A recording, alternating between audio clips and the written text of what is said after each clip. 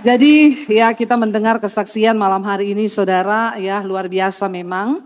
Ya bagi yang muda-muda yang belum menikah, makanya kalau mau nikah itu buka mata lebar-lebar. Jangan bilang cinta itu buta ya. Kalau sudah menikah baru buta, kalau mau menikah melek ya. Kalau sudah salah menikah seperti itu coba tidak bisa lagi mundur.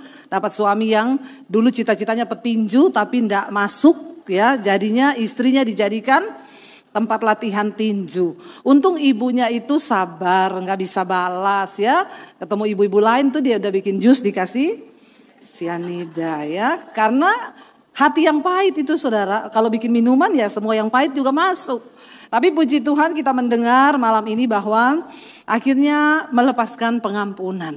Memang kalau melepaskan pengampunan itu mulut seperti terkunci. Karena iblis tidak suka. Tapi buat apa kita hidup dalam kepahitan saudara? Toh itu juga gak bisa merubah keadaan kita toh. Akan tetap seperti sama. Justru ketika kita kepahitan sakit penyakit muncul. Ya, tapi ketika melepaskan pengampunan, hati kita bersih, pikiran jadi bersih, ya sudah seperti itu akhirnya kesembuhan terjadi. Saya juga tadi diberkati ya, adik yang tadi ya bayi, kita melihat bahwa Tuhan itu dahsyat saudara. Tapi yang namanya hidup itu memang tidak pernah luput dari yang namanya penderitaan, masalah. Saya pengen kita baca dulu hari ini, baca bersama Yesaya 38 ayat yang ke-17 saudara. Kita lihat bersama. Yesaya 38 ayat yang ke-17 ya. Kita baca bersama di sana. Firman Tuhan berkata begini, Yesaya 38 ayat 17. Saudara bisa buka di handphone ya atau nanti baca di sini. Ya puji Tuhan ya mau hujan lagi ya, kita berdoa supaya tidak banjir. Ya Yesaya 38 ayat 17 ya. Sesungguhnya penderitaan yang pahit menjadi keselamatan bagiku. Engkaulah yang mencegah jiwaku dari lubang kebinasaan, sebab engkau telah melemparkan segala dosaku jauh dari hadapanmu. Saudara, ayat ini berkata, sesungguhnya penderitaan yang pahit menjadi keselamatan bagi kita. Jangan selalu benci kepada yang pahit. Amin. Ya, yang pahit itu seringkali menjadi obat. Yang pahit itu seringkali menjadi keselamatan. Tapi namanya manusia itu semua selalu pengen yang manis. Makanya banyak yang kena dia. Bilang kanan kirimu, jangan mau yang manis-manis toh. Nanti diabetes loh. Ya. Karena Tuhan itu bekerja dengan proses, amin. Dan seringkali yang pahit yang dia izinkan terjadi. Saudara, ayat ini ditulis oleh seorang raja. Omongan ini, perkataan ini keluar dari seorang raja yang bernama Hizkia. Siapa Hizkia? Dia adalah seorang raja yang disertai Tuhan karena dia hidup benar di hadapan Tuhan. Kita lihat Yesaya 38 ayat yang pertama, judul perikopnya masih di pasal yang sama. Judul perikopnya, Hizkia sakit dan disembuhkan. Siapa yang malam ini mau kesembuhan? Sembuh dari sakit fisik, sembuh dalam masalah ekonomi, sembuh dalam keluarga, ya sembuh dalam segala hal. Kita semua mau, kita baca. Yesaya 38 ayat yang pertama. Baca bersama 1, 2, 3. Pada hari-hari itu Hizkia jatuh sakit dan hampir mati. Lalu datanglah Nabi Yesaya bin Amos dan berkata kepadanya, beginilah firman Tuhan, sampaikanlah pesan terakhir kepada keluargamu, sebab engkau akan mati, tidak akan sembuh lagi. Memang Yesaya ini luar biasa, nabi yang jujur. Ya, jarang-jarang dapat nabi yang begini. Biasanya nabi ketemu raja, omongannya apa? Manis-manis toh, raja enggak apa-apa, raja pasti sembuh ya. Tapi dia datang karena Tuhan yang menyuruh Yesaya untuk kasih tahu kepada Hizkia.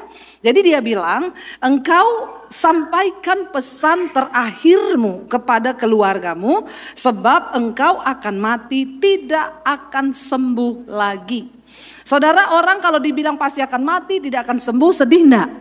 Sedih saudara ya, karena dia masih kepengen hidup. Ayat 2 dikatakan di sana, kita baca bersama. Lalu Hizkia memalingkan mukanya ke arah dinding dan ia berdoa. Ketika Yesaya menyampaikan itu, dia langsung balik badan menghadap dinding. Lalu dia berdoa di dinding, saudara. Jadi ternyata di rumahmu itu juga ada tembok ratapan. Entah itu di kamarmu, di dapur. Jadikan semua tembok di rumahmu menjadi tembok. Jadi bukan hanya pergi ke Israel meratap. Di rumah pun kita bisa meratap. Dimanapun engkau bisa meratap. Meratap kepada Tuhan. Jangan terlalu kenceng di tembok ratapan situ, nanti tetanggamu dengar. Biar Tuhan saja yang mendengar. Lalu dikatakan di sana apa? Dia berdoa. Baca ayat 3, doanya apa? Doanya apa? Supaya kita bisa tiru, supaya kita juga mengalami. Baca bersama. Ia berkata, Tuhan, ingatlah kiranya bahwa aku telah hidup di hadapanmu dengan setia dan dengan tulus hati. Dan telah melakukan apa yang baik di matamu. Kemudian menangislah Hizkia dengan sangat. Saudara, ternyata ada 3 kunci kenapa doa Hizkia itu dijawab oleh Tuhan. Dia berkata di hadapan Tuhan, Tuhan, ingatlah kiranya bahwa aku telah hidup yang pertama dengan setia. Saudara, apakah kita ini setia kepada Tuhan? Ya, ketika Tuhan mengizinkan pencobaan, memang seringkali kita mengeluh, biasa yang namanya kita mengeluh. Tadi ibu yang baru dibaptis, waktu dibaptis ada anak di dalam kandungan. Setelah dibaptis malah keguguran. Kecewa enggak? Secara manusia kecewa. Ya, kegugurannya itu juga uang yang dibuang toh. Bukan cuma keguguran biasa. Secara manusia keadaan itu pahit bisa membuat kita kehilangan kesetiaan kepada Tuhan. Tapi saudara, akhirnya dia sempat kecewa dan berkata, di mana Tuhan itu? Loh, saya ini sudah bertobat, menyerahkan hidup, dibaptis, berubah dari hidup yang lama kepada hidup yang baru. Tapi dia menguatkan iman dan berkata, aku percaya. Dia telepon saya waktu itu, Bu, anaknya keguguran. Pertama telepon, Bu, ada flek. Bu, kata dokter dilihat dulu perkembangannya. Ya, tapi akhirnya Bu, keguguran. Rasanya iman itu diuji. Tapi saudara perhatikan, semakin orang dekat dengan Tuhan, seringkali Tuhan itu izinkan semakin banyak persoalan. Supaya yang pahit itu menyelamatkan jiwa kita. Katakan, amin. Kita melihat saudara, Hizkia berkata, ingatlah Tuhan, aku ini telah hidup dengan setia di hadapanmu. Dan bukan cuma setia, dia bilang di sana apa? Dan dengan tulus hati. Saudara, mari kita belajar menjadi orang-orang yang tulus hati. Apa itu tulus hati? Tanpa pamrih. Layani suami dengan tulus hati, ya, layani anak-anak dengan tulus hati, tidak mencari kepentingan. Tulus itu lawan katanya bulus. Ya, orang tulus itu nggak banyak trik, tapi orang bulus hidupnya penuh dengan trik dan intrik.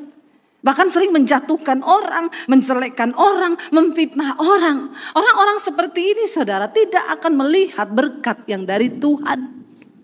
Halilintar mengaminkan. Dari sorga loh.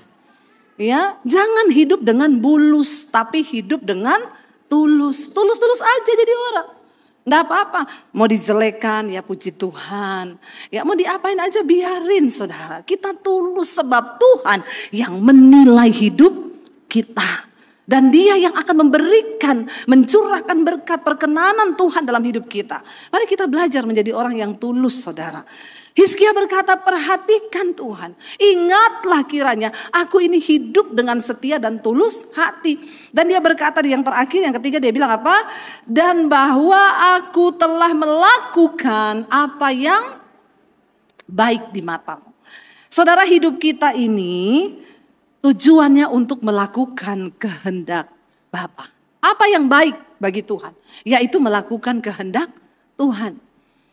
Saya tadi ketemu banyak jemaat, salaman, Bu saya ini dari Katolik loh, Bu saya ini dari Protestan loh. Enggak apa-apa saudara, Ingat baik-baik, waktu Tuhan datang, dia tidak bilang begini, yang Katolik baris sebelah kanan ya, HKBP di tengah ya, GBI di sebelah sini ya.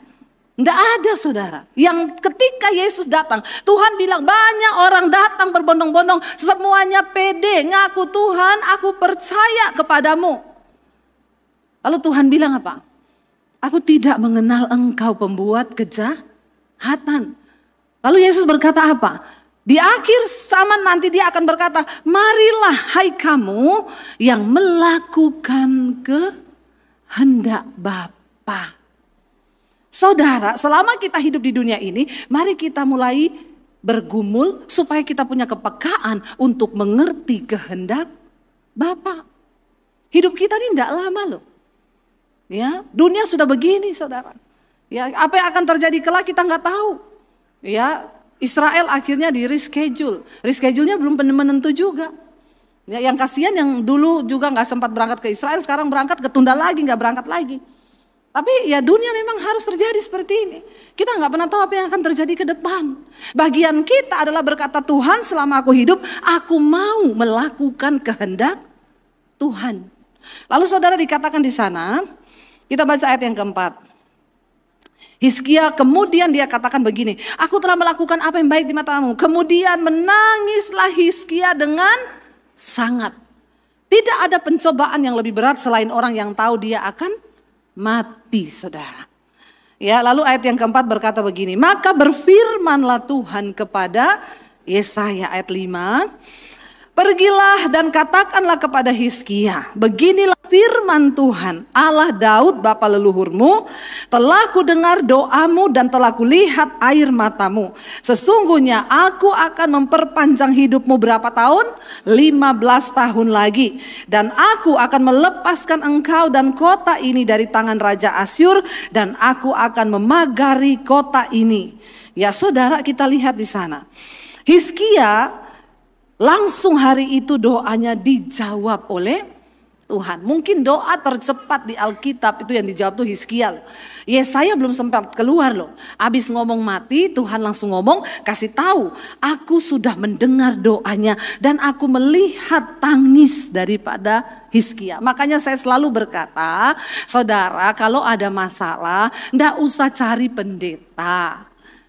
Ayat ini dengan jelas berkata, itu Hizkia nggak ngomong gini, Nabi Yesaya please tumpang tangan Nabi Yesaya. Dia nggak ngomong, Nabi Yesaya please berdoa buat aku sama Tuhan. Dia ndak pakai perantara. Kemarin ada pendeta bikin status di Facebook. Sehebat-hebatnya pendeta YouTube, kalau kau sakit, dia nggak bakal datang doakan kau. Makanya hargai pendeta gereja lokalmu. Kasihan ini pendeta gereja lokal ya, masih minta dihargai ya saudara ya. Saya pas lewat di beranda saya jawab, Pak, saya mengajarkan kepada jemaat, jangan cari-cari pendeta. Amin. Karena jemaat akan mengalami pemulihan kalau dia ketemu Tuhan. Bapak ajarin jemaatmu untuk cari Tuhan. Nggak usah jadi perantara Pak, jangan jadi calo. Amin. Ya ngapain saudara? Ajari jemaat untuk datang sama Tuhan. Ayat ini dengan jelas berkata, Hizkia tidak minta didoakan loh sama Yesaya. Bahkan Yesaya juga tidak mendoakan dia. Dia berbalik ke dinding pintu istananya dijadikan tembok ratapan. Engkau punya tembok ratapan di rumahmu, masuk ke kamarmu, tutup pintu. Saya kalau ke Israel ditanya, Bu, Ibu kalau ke Israel doa yang paling Ibu merinding itu di mana Bu? Lucu ya, kadang-kadang orang Kristen tuh nanya-nanya merindingnya di mana. Di toilet mungkin merinding ya, karena kebelet. Saya bilang, yang paling merinding itu ya kalau kita di kamar toh. Kenapa? Yesus bilang apa? Kalau engkau mau berdoa masuk ke dalam kamar, tutup pintu. Tembok ratapan itu di rumahmu juga ada. Bisa di dapurmu, bisa di kamar mandimu. Dan bisa jadi di situ Tuhan melihat engkau berdoa dan dia menjawab. Ya, dia nggak bilang sama Yesaya, doain tumpang tangan please supaya saya sembuh. Enggak loh. Langsung dia memalingkan wajahnya, membelakang Yesaya dan berkata, Tuhan perhatikanlah kiranya, ingatlah aku hidup dengan setia dan tulus hati dan aku melakukan apa yang baik di matamu. Dan Tuhan mendengar doanya. Saudara, hiduplah melakukan kehendak Bapa supaya ada alasan bagi Tuhan untuk memberikan kita ini panjang umur. Amin. Saudara, akhirnya Tuhan menjawab. Saya mau tanya, kalau dikasih umur 15 tahun, berarti berapa banyak waktu, berapa tahun yang Hizkia bisa pakai untuk melakukan kehendak Tuhan? Ingat loh, hidup kita 15 tahun itu enggak 15 tahun kita pakai. 8 jam sehari buat tidur. Ya. Sehari 24 jam. 8 jam buat tidur. Tambah yang lain-lain. Kita ini kalau dihitung maksimal kita bisa pakai beraktivitas. Itu hanya separuhnya. Jadi kalau Hizkia diberi waktu hidup 15 tahun lagi. Berarti berapa lama dia bisa hidup melakukan kehendak Tuhan? Hanya 7,5 tahun. Saya menghitung umur saya. Saya sekarang 49, mau 50, sudah mau mencapai. Berarti kalau saya hitung-hitung umur saya ini tinggal, Alkitab bilang kan sampai 70 tahun orang hidup. Kalau nyampe, makanya berbahagialah yang sudah 70. Berarti sudah dapat bonus. Tapi jangan kau melirik sama yang rambut putih dan kau bilang, ih sudah dekat dia ini. Hati-hati loh saudara. Yang namanya mati itu sekarang gak pandang umur. Tapi setidaknya Alkitab bilang 70 tahun. Jadi kalau saya 50 berarti masih ada waktu 20 tahun. Tapi setengahnya buat tidur dan lain-lain berarti tinggal 10 tahun. Mari kita menghitung. Jangan engkau sia-siakan hidupmu untuk hal-hal yang tidak berguna. Pakai hidupmu, pakai hartamu, pakai kekuatanmu untuk melakukan kehendak Bapa. Sebab kenapa saudara? Ketika Hizkia dijawab doanya, lalu pada hari itu juga dia disembuhkan. Makanya tadi ayat 19, Hizkia itu berkata begini, kita kembali ke ayat 19 tadi. Ya, ayat 17. Ayat 17, tetapi sesungguhnya penderitaan yang pahit menjadi keselamatan bagiku. Engkaulah yang mencegah jiwaku dari lubang kebinasaan, sebab engkau telah melemparkan segala dosaku jauh dari hadapanmu. Ayat 18 baca bersama, 1, 2, 3. Sebab dunia orang mati tidak dapat mengucap syukur kepadamu, dan maut tidak dapat memuji-muji engkau. Orang-orang yang turun ke liang kubur tidak menanti-nantikan akan kesetiaanmu. Saudara, di dunia orang mati kita tidak lagi bisa mensyukuri anugerah Tuhan. Di dunia orang mati kita nggak bisa lagi membalas kasih Tuhan. Di dunia orang mati kita nggak bisa lagi melakukan kehendak Bapa. Di dunia orang mati kita nggak bisa lagi menantikan kesetiaan Tuhan. Cuma di mana saudara? Ayat 19 dikatakan di sana, baca bersama. Tetapi hanyalah orang yang hidup yang dapat mengucap syukur kepadamu seperti aku pada hari ini. Seorang bapa memberitahukan kesetiaanmu kepada anak-anaknya. Kapan kita bisa menyatakan kebaikan Tuhan? Kapan kita bisa membalas cinta kasih Tuhan sebagai ucapan syukur? Sekarang, saat kita masih hidup. Amin saudara. Mari selama kita masih hidup, kita mau bilang Tuhan pakai hidupku ini Tuhan. Untuk melakukan kehendak-Mu Bapa. Ya, saya hari ini terus pelayanan saudara. Ya, nanti besok Jumat saya berangkat ke Jogja, dari Jogja langsung ke Bali seminar hamba-hamba Tuhan. Yang ada di pedesaan di daerah Bali. Ya, lalu setelah itu saya keliling terus saudara ya. Kalau ditanya capek enggak? Capek, tapi saya mau bilang Tuhan aku mau maksimal. Aku mau pakai hidupku untuk melakukan kehendak-Mu Bapa. Enggak ada lagi yang kita cari hari-hari ini selain melakukan kehendak Bapa. Amin saudara. Ketika kita menghadap Tuhan satu saat nanti tidak ditanya sama Tuhan, depositmu jumlahnya berapa? Rumahmu berapa biji? Ya, mobilmu berapa banyak? Enggak ditanya. Yang Tuhan tanya, berapa banyak kehendak Bapa yang sudah engkau lakukan? Puji Tuhan, kalau enggak akhir Desember, awal Januari, ya sekolah Alkitab diresmikan. Tepuk tangan buat Tuhan Yesus. Luar biasa. Ya, semua Tuhan bekerja dan Tuhan berkarya.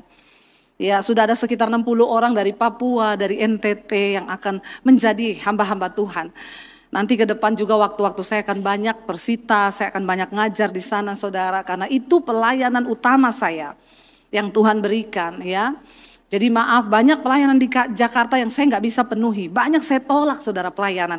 Mereka bilang, ibu sekarang gitu ya, ibu sudah top jadi nggak mau lagi, nggak mau. Bukan nggak mau, saya ini cuma satu. Ya, dan saya harus bisa membagi waktu. YouTube harus berjalan, pelayanan ke desa-desa harus berjalan, semuanya harus berjalan. Tapi setidaknya saya mau berkata, Tuhan aku mau melakukan kehendak-Mu Bapa. Waktu saya nggak lama loh, tinggal 10 tahun loh. Kalau dihitung sampai 70. 10 tahun tuh enggak terasa. Ini kita tahu-tahu sudah Desember toh. Bulan berapa minggu lagi tuh Desember loh. Saya cuma lihat jadwal saya. Abis ini kita pergi balik ke Jakarta udah akhir November. Abis itu kita pergi lagi sudah balik ke Jakarta akhir Desember. Lah kok waktu ini cepet banget ya. Karena waktu ini akan dipersingkat. Alkitab berkata sebab kalau tidak dipersingkat tidak akan ada yang selamat. Saudara, rotasi perputaran bumi sekarang 24 jamnya, tidak kayak 24 jam yang dulu. Sekarang udah lebih cepat karena gempa, ya karena perubahan. Tetapi apa yang Alkitab tulis bahwa waktu-waktu akan dipercepat itu memang terjadi.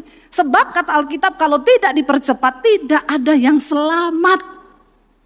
Semua orang binasa. Kenapa kita terseret oleh dosa, kita terseret oleh banyaknya hal di dunia ini. Jadi hari-hari ini mari kita terus berdoa minta kepada Tuhan, Bapa, beri aku kepekaan untuk melakukan kehendak-Mu. Jangan sia-siakan waktumu saudara. Salah satu kehendak Tuhan yang paling utama adalah apa? Firman Tuhan. Kayak Ibu Minar tadi, Tuhan bilang apa? Lepaskan pengampunan. Itu kehendak Bapa. Kehendak Bapa itu saudara gak perlu bertapa. Lalu Tuhan, apa kehendak-Mu Tuhan?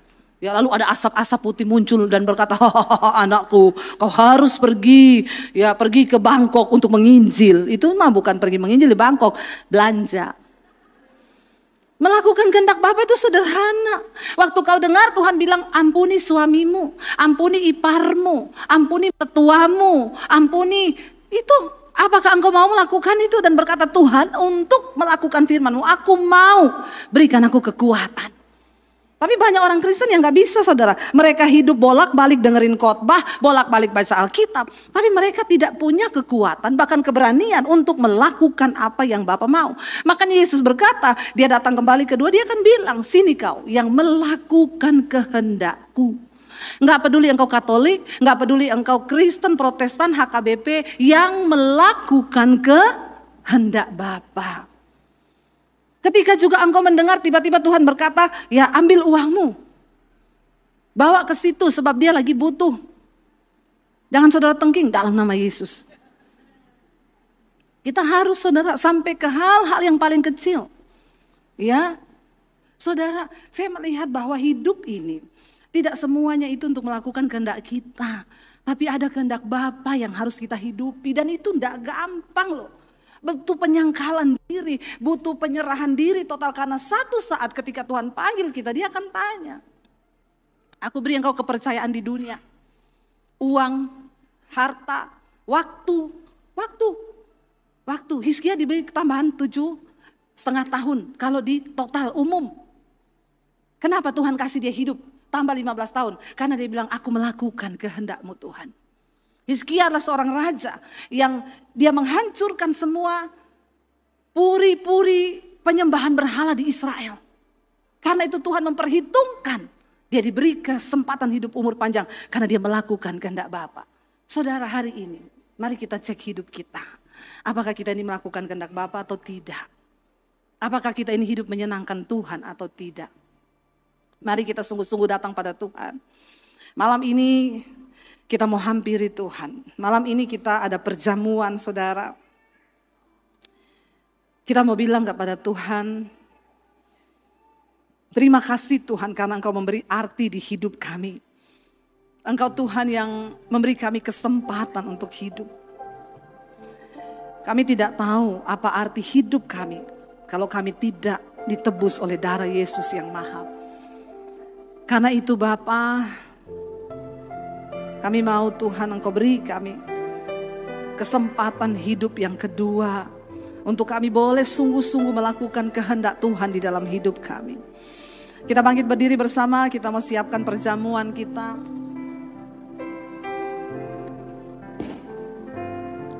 Yesus, apa arti hidupku? bila kau tak berikan nyawamu. Yang terbaik tersedia bagiku. Ku bersyukur atas kasih karuniamu. Kita katakan dari awal, saudara, salibmu membuka mata kami Tuhan. Salibmu membuka mataku, betapa berharga nilai diriku. Menanggung semua dosaku, berikan hidupmu untuk gantikan hidupku.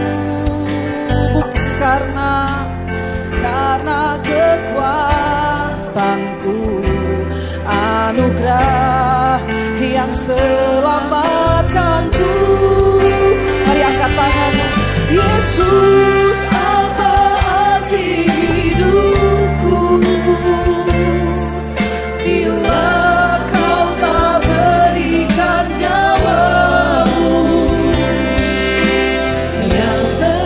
Yang terbaik Tuhan, Engkau sediakan bagi kami. Atas kasih-Mu Yesus, apa arti hidupku. Amin Tuhan. Bila Kau tak berikan nyawamu bagiku. Yes Lord. Yang terbaik tersedia bagiku. Ku bersyukur atas kasih karuniamu. Mari tutup mata dalam hadirat Tuhan. Perjamuan kudus adalah sakramen yang kudus di hadapan Tuhan. Karena itu kita tidak dapat melakukannya dengan main-main, dengan hati yang tidak penuh. Mari saudara, hari ini introspeksi diri di hadapan Tuhan. Hanya kita dan Tuhanlah yang tahu bagaimana hidup kita. Kalau ada Tuhan bicara bagimu hari ini tentang untuk melakukan kehendak-Nya, katakan, Tuhan, aku mau. Berikan aku kekuatan Tuhan untuk melakukan apa yang Tuhan mau di hidupku. Aku mau hidup melakukan apa yang baik di mata-Mu, yaitu kehendak-Mu Tuhan. Seperti Hizkia yang berkata, aku hidup melakukan apa yang baik di mata-Mu. Mari kita introspeksi hidup kita. Tuhan yang tahu setiap kita masing-masing, matanya melihat, bahkan sampai jauh kedalaman hati kita. Terima kasih Tuhan.